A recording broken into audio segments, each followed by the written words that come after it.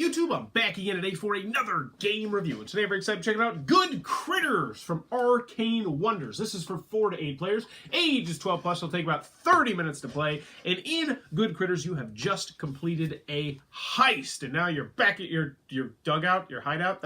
That's the word. And you were going to try to split the loot. And you have the boss. If one person is going to be the boss, they're going to try and split the loot and try to make enough people happy so that you will stay in power as the boss. But along the way, people are going to be robbing you. People are going to be guarding themselves. People are going to be trying to skim cash off the top.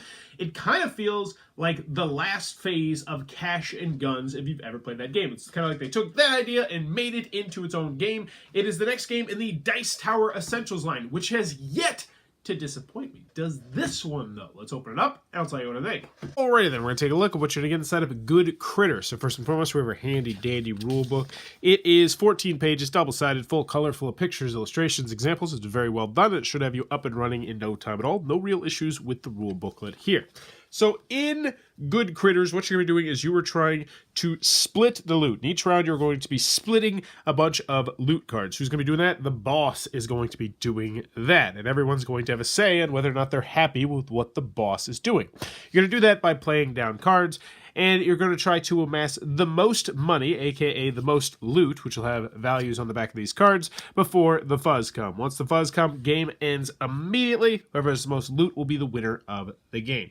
So how does it work? Let's go over the components. Let's get into the gameplay. So first, component-wise, why do I have all these different stacks of cards down here? Well, these are all the different loot cards. And for the most part, they're all pretty much the same. They just have different values on them, like so. It doesn't matter that this is a painting, or this is gems, or this is cash. There's no set collection or anything like that in the game yet. They even hint at it in the rule booklet, but it still is not in this current iteration of the game.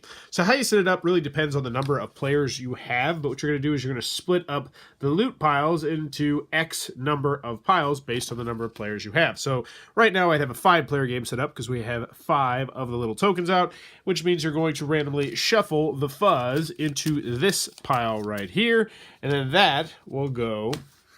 So there was the 7, the 6, the 5, the 4, the 3, the 2, and the 1, just like that. Bada boom, and we're ready to start the game. So the fuzz is randomly going to be popping up somewhere around here. You're never quite sure when it's going to happen. Next, each player is going to take one of their little standees right here, different characters, different colors.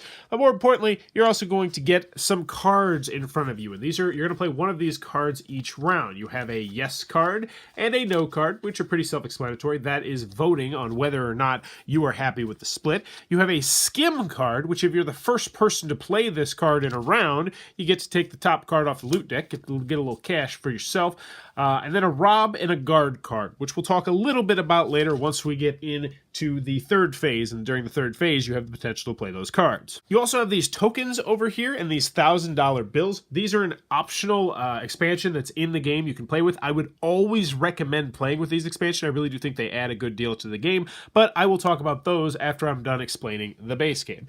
So how the game works is you're going to go over 4 different phases in the game. So let's just say player here, player here, player here, and player here, and then me, because I'm the boss. Now what's going to happen is the boss is going to take the same number of cards as there is players from the top of the deck, plus 2, 3, 4, 5, 6, 7. They're going to set them out, and then they're going to split this however they see fit. They could literally just go like this if they wanted to. It would be a terrible decision because everyone would vote no, of course, and then you would lose the boss position and you wouldn't get to split anything and you wouldn't get any of this loot. So you have to make sure you're kind of splitting it somewhat evenly enough that you're going to be able to get votes from people. So let's see what I got here. I have a couple 2s, 4, 4, 3, 3. So you know what? I'm going to give myself 5. I'll give this guy 6 over here. Keep yellow happy by giving him 6. I'll give 6 right here, and then you know what? 6 right here. And red, you can have nothing. So essentially, I have just made everybody happy except for red, and I also got shortchanged a little bit, but hey, it's not the end of the world. So now we move on to phase 3. This is where you're going to be choosing your actions. And the actions are going to start with the boss and then go around the table. This phase is all about talking, negotiating, trying to coerce other people to do your bidding and saying, hey guys, I gave you each $6,000. There's more where that came from. How about you throw me a yes vote? The other interesting thing you can do here is you can take your little pawn and put it right in front of somebody to say that you are going to potentially rob them. You are no ways committed to robbing them, but if you place it, your little standee in front of somebody and you play a rob card, then you get to randomly take one of the loot cards they have acquired. So you start off with money, but this is a great action because it also allows you to bluff, because now what can happen is yellow might go here, red might go here, and brown might go here, which means that me being the blue player, I really might want to consider guarding myself, because these are the two actions that we talk about. Robbing is going to allow you to steal one loot card from somebody. Guarding is going to allow you to guard yourself from other people trying to steal from you. Also, if they do perhaps do the rob action on you while you guard, then you also get to take one of their random loot cards as well. So it's all about bluffing right now. It's like, well, all these people are trying to rob me, and they should assume that I'm going to play a guard card, which means maybe I won't play a guard card. Maybe I'll actually play this skim card right here and take one off the top, because, hey, you know, it might be 5,000. In this case, it was actually just 2,000, but whatever. So everyone's going to play down a card in front of them, and I don't have all the cards out, but everyone has the same 5 cards. This is also a good point to talk about how these tokens work right here. So you're going to start off with a set number of these $1,000 bills, and how it works is you put it in front of somebody and say, hey, I really want you to vote yes. If you vote yes, then you get this $1,000. If you don't vote yes, it goes back to me. So this is a binding agreement, whereas everything else normally in the game is not really binding. You can say, yeah, I'll play a yes for you, give me $1,000. That is not necessarily as binding as you'd like it to be. So anywho, let's see. You know what? I probably would guard in this particular scenario. So we reveal it, we guard. Maybe this person over here skim, so they would get the $2,000. This person also tried to skim. This person said yes. This person said no. How it works is if you have either a tie for yes or a majority for yes, then the payout happens. Everybody gets their loot. Now, if you have a tie, then the first player, or then the boss token goes to the player on the left. So the yellow player would now be the boss. If you do have a no, what happens is no one collects any of the loot. This is all gone. And then the yellow player is still the boss, but now they have 2 extra cards to divvy out. So they would have even more loot to dish out. But you're going to continue to do this. Oh, the other wonky rule, just minor rule, is that if you're ever the boss 3 times in a row, because you're such a great boss, you just kind of retire and then you pass it on to the left as well. You're going to continue going, though, until you get to that mysterious and elusive fuzz card, which is somewhere down here. And once that happens, game's over immediately. You total up your money. Whoever has the most money is the winner of Good Critter. And that, in a nutshell, oh god, yeah, the box insert sucks. Really terrible box insert. But that, in a nutshell, is how you're going to play Good Critter.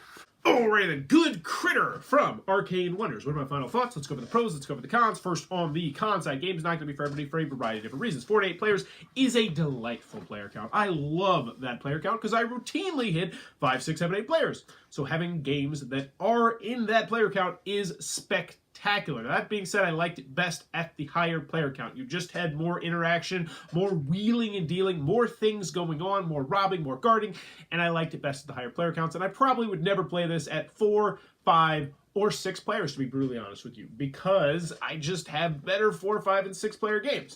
7 and 8 players, I think, is going to be the sweet spot for this game, in my personal opinion. Component-wise, the box insert is god awful. Just so awful that I immediately, as I was trying to put away the game, I was like, this is a terrible box insert. I ripped it out, I cursed at it, and then I threw it. It was just atrociously bad box insert. I don't remember exactly what the issue was with it. I think I couldn't fit everything back into the box, which is kind of a big problem. Also, die cutting issues with this, like some big die cutting issues where you can see colors that should not be on the sides of cards that fell. It really does feel like they tried to rush the game out to have it at Gen Con, which would not surprise me because, you know, Gen Con, the biggest gaming convention in the world, but still, while it doesn't detract from the gameplay itself, it is something that you're going to notice. You're like, oh, that's annoying. Not a big deal, but something that might be a big deal to some people. Continuing on with the con side, it is a very light, simple game. You're going to be playing this game. You're going to if you're more on the heavier side of games or even the medium side of games, you're going to want more from this game, I think. And that's really where I am on this game. I have loved pretty much everything Arcane Wonders has put out to this point. And I have loved every one of the Dice Tower Essentials games that has come out to this point. I will say this is the weakest by far of both of those categories in my personal opinion that I've gotten the opportunity to play. And that's just because I wanted a little bit more. I wanted set collection. I wanted this. I wanted that. I wanted asymmetrical powers. I wanted a good deal, and I don't feel like that was the market they were going for this game, because it really does feel like the last part of Cash and Guns, but I kind of like the last part of Cash and Guns, you know, where you're splitting the loot and drafting the stuff, better than I like this game, and that's a real problem. Now, I'm going to tell you that I still like this game, and I think it's a good game. I don't think it's a great game, but I think it's a good game in the pros, and I am actually going to keep it in my collection for the time being.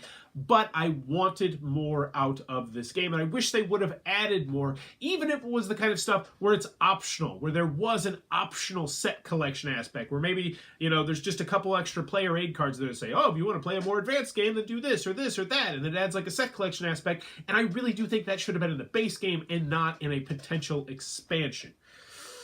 Any other cons that I have with the game? You know, it's repetitive, it's very light, very simple. I wanted more. Component issues, player count issues. That's what I got. Moving on to the pros, I think it's a good game. I do. I enjoy the game. But I would not play it at 4, 5, or 6 players ever again. I wouldn't do it. There's way too many other games that are better than this, in my opinion, and I think in most people's opinion, to be honest with you, that are better. 7 and 8 players, that's a different ballpark. 7 players, very difficult. But I still would rather play like a Between Two Cities or a Cash and Guns or Cash and Guns play 7. I can't see it right now, but I think it does. I would still rather play those games. But 8 players, that's primarily the reason why I'm keeping this game, because there's not too many 8-player games out there that still work well, and this could be a potential 8-player go-to game, which is not so much a testament to this game, but a testament to the fact that there's not enough great 8-player games out there, at least in my personal opinion. But what I like about the game, I like the artwork, I like the mechanisms. I like how easy this game is to learn and is to teach. I like the fact that it comes with the additional thing with the little tokens, the yes/no tokens, and honestly, just play with those every single time. Don't worry about not putting them in. They're very light. They're very simple. It's just, hey, I'm going to put this money in front of you. If you vote yes, you get the money. If you vote no, you don't get the money. Well, depending on what side you put it on. So I did like that aspect. You know, I like the fact the box is compact and portable. This is a good game to just throw in a bag in preparation for there potentially being, 7, 8 players at game night when, normally there might only be 5 or 6. And I had fun with the game. I did. And I think that if you're looking at this as a lighter game, then this might be for you. Like, if you still play games, and I'm not saying this in a negative way, just in a factual way, like, Ticket to Ride or Pandemic or Catan or stuff like that. If you're still into that same type of games and maybe you're not moved on to the more medium weight games or the heavyweight games, or maybe you never will move on to those games, I think this is one you'll enjoy. I really do, because it is very light. It's very simple. 30 minutes, yeah, it does. It is that quick. It's a very quick, snappy game. The negotiation phase is fun. Pushing, say, oh, I'm going to rob you. I'm going to rob you. No, I'm going to guard. It's like you got 4 people in front of you, like, why is everybody robbing me? And then you put the guard card out, and then nobody actually robs you, and you're like, ah, it's frustrating. And the skimming. And I liked that. I just wanted more. I feel like this was a couple additions away from being a great game, and I wonder if maybe it didn't have those additions because they rushed it out to be a Gen Con. That's all speculative, but hey, I'll speculate. I don't mind. So in the end, GoodCritters. Good, not great. I can recommend it if you're still on the lighter side of games and you hit higher player counts routinely. But for everybody else, I think you're probably going to want to stick with some other games. So there you go. That is GoodCritters from Arcane Wonders. My least favorite Arcane Wonders game of all time, but still a good game, which really is a testament to how fantastic that company is. If you enjoyed this review, please be sure to click on that subscribe button down below or in the comments below. Let me know, what is the biggest...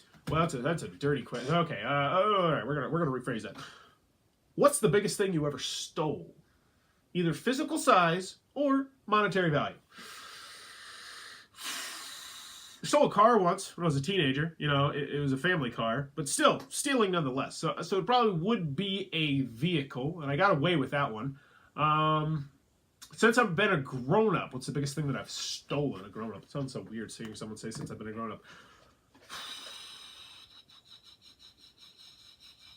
I stole an MP3 player. Not proud of it. Stole an MP3 player when I was like 19 years old. It was a really crappy one. It's from like, it was one of those cheap Chinese knockoffs that also had like a video screen. It was terrible. I felt guilty about it, and it broke like in 2 weeks. So yeah. Moral of the story, steal cars, don't steal MP3 players. What have you stolen though? Let me know in the comments below. And as always, thanks for your time, YouTube.